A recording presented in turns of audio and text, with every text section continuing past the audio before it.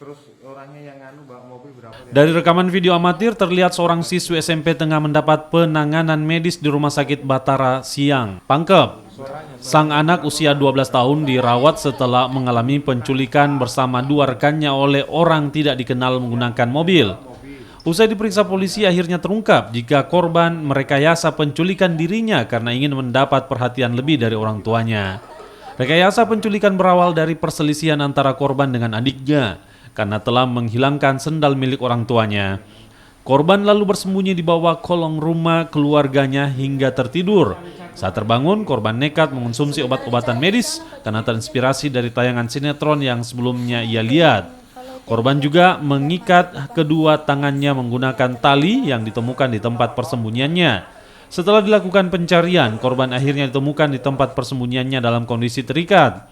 Di hadapan keluarga dan orang tuanya, korban mengaku diculik bersama dua orang rekannya oleh orang tidak dikenal menggunakan kendaraan roda 4 dan ia berhasil melarikan diri.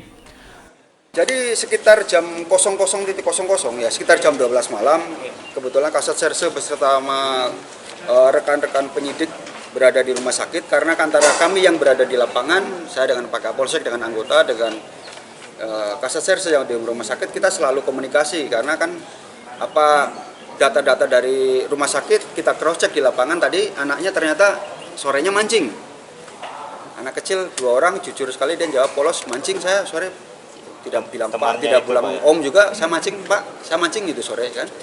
Jadi ya katanya dia diculik, ternyata mancing, berarti kan dari situ kan agak meragukan keterangan dari Mawar tadi. Atas kejadian ini, keluarga korban menyesali dan meminta maaf pada masyarakat atas rekayasa penculikan tersebut. Kepolisian Polres Pangkep masih terus mendalami kasus rekayasa penculikan anak yang sebelumnya meresahkan warga. Aziz Hamid, Kompas TV Pangkep, Sulawesi Selatan.